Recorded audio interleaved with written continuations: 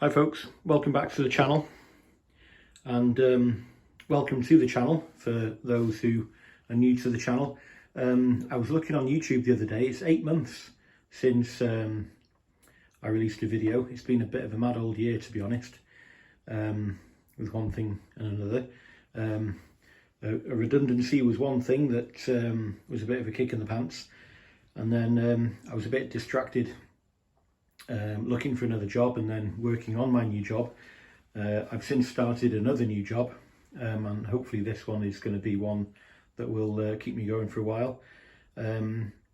So I thought I'd just do a little video, just a bit of an update really. My main focus over the last few months has been working on a few little jobs on the lathe, and yeah, it's been working really well. Some of these modifications that I've made, I've documented on previous videos. So I'm just going to swap over to the bench and I'm going to show you some of the things that I've been working on. Okay, so one of my recent projects started out as a favour that I did for a friend of mine who's a very keen artist. He's very good, and he asked me if I could modify just a cheap pen for him, which I did.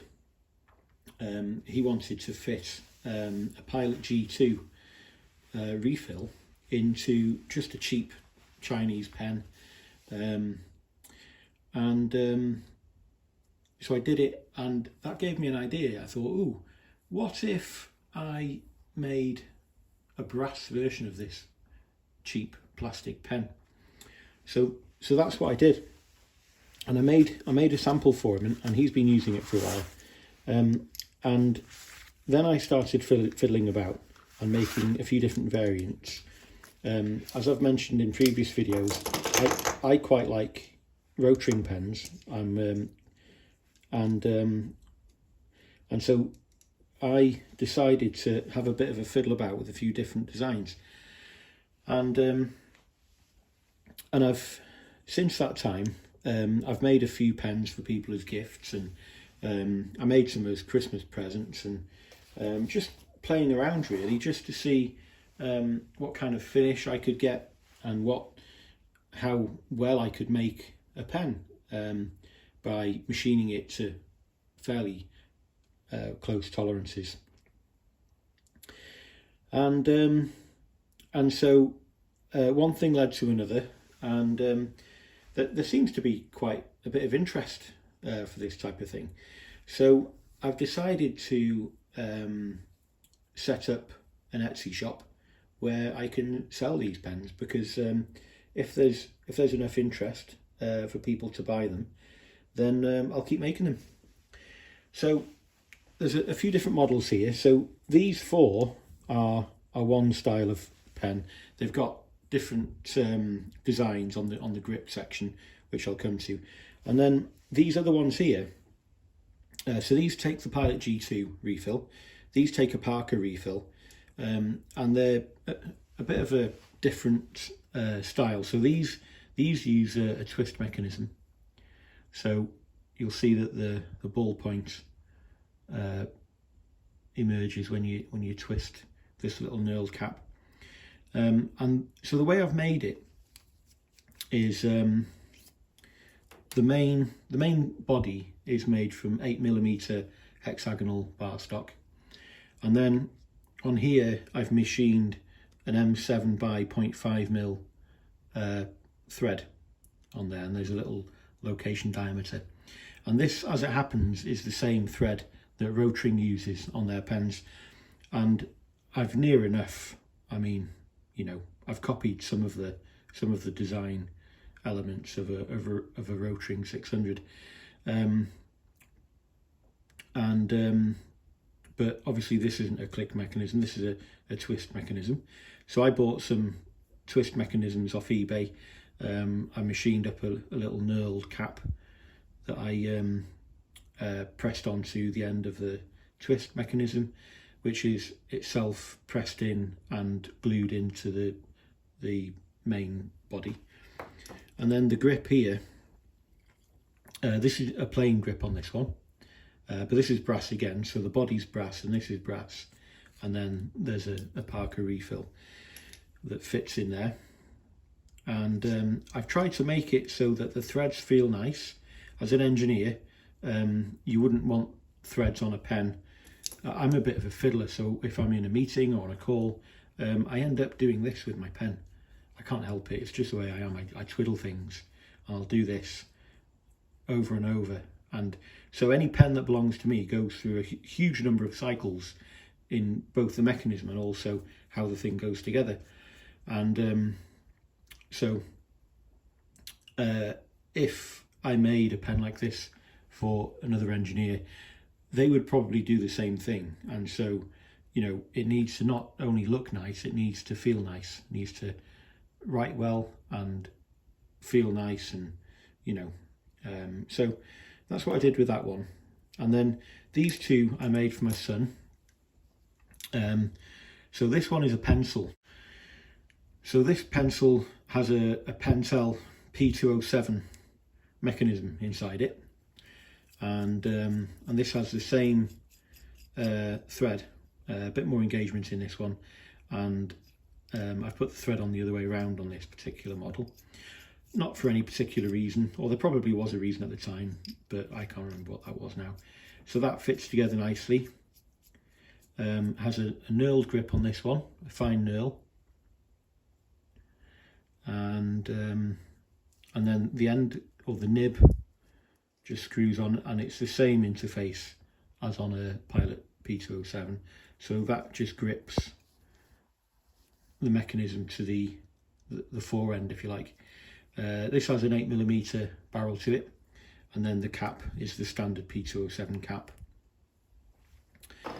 This one here, this is a ballpoint pen, so I made this to look the same, so it could be treated as a matched pair, if you like.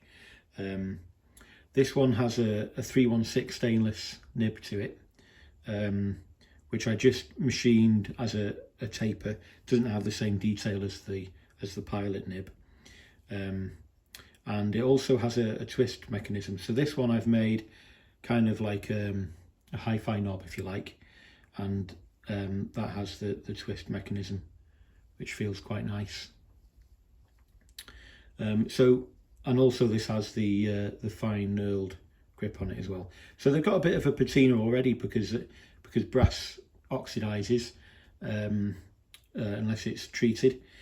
And so, you know, depending on your taste, you might like that or you might not like that. You can either lacquer it or leave it natural, and it'll tend to go that kind of colour. Depending on the grade of brass, I suppose, will determine what colour it goes to. And then, so these are the ones that started it off. So this has a brushed finish. This model, or this design, has an 8mm by 0.5mm pitch thread on here. Has a location diameter which fits into the barrel of the pen, and the thread's a nice fit. And there's just a tiny amount of wobble in there, so not perfect, but you know, it's an early model. So this has a click mechanism. It's quite chunky. It's 10mm diameter, this, so depending on the size of your hand, this might be a bit big, or some people like a large grip on the pen, so sometimes when they're a bit small they can fatigue your hand a little bit. So anyway, that one's got a plain barrel to it, or a plain grip. This one has a very fine knurl to it, exactly the same design otherwise, same thread form, same thread diameter,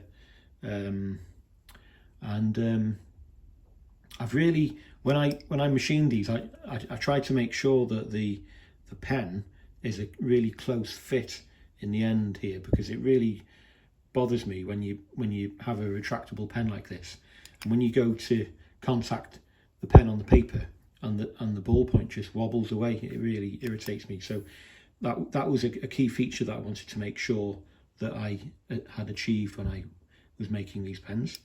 And the other detail, I suppose, just to mention, is this white ring at the top here. So the brand that I've come up with is Halo Pens, and I've set up an Instagram page for Halo Pens, and like I mentioned earlier, I'm in the process of setting up an Etsy page for these. So if anyone's interested in buying one, they'll be able to buy one off there. This one here has like a frag grip to it. So this is a series of undercuts, radial undercuts that I've machined in, and then it's got some linear grooves that I've machined in. So the way I did that was I put the cutter. I'll try and put some footage in here just to show what I mean. I turned the cutter through 90 degrees and just contact to work, and then drove the tool forward with the carriage. And using the DRO enabled me to make sure that every single one of those slots was the same length and with the same start and end points. And then this one here has a finer frag grip to it, and I'm using this one on a daily basis, so I'm kind of beta testing this one, if you like. So far this is my favourite. Personally, I find that a smooth grip like this doesn't give me enough grip to it, but this one, I'm quite enjoying using this actually. So there we go. That's what I've been up to more recently. Just wanted to break the silence, the radio silence a little bit, because it's been very quiet.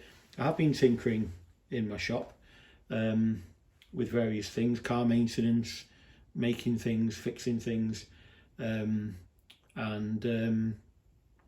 just haven't felt like I've had enough time to set up and make some videos and share any of it, which probably down to the amount of energy that I've had, and it's been a bit of a stressful time, to be honest. So that's my excuses out of the way. So anyway, I'm looking forward to working on some new projects this year, and sharing with you guys. If you're interested in having a look, you're more than welcome to stop by the channel and see what I'm up to.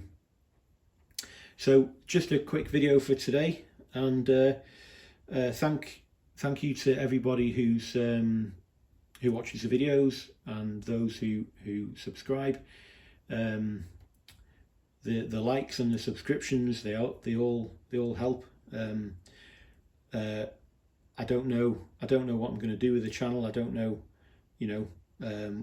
really, do I have any ambitions for it to grow? Well, it would be great for it to grow, but if it does, it does. If it doesn't, it doesn't. It's just a bit of a hobby, and I'm enjoying sharing what I do. And if that's of interest to you guys, then that's fantastic. So like I said, thanks for watching, and thanks for subscribing, and yeah, I think that's it for this one. So Happy New Year to everybody, and I'd like to wish everybody a healthy and a prosperous 2024, and I'll see you on the next one. Bye for now.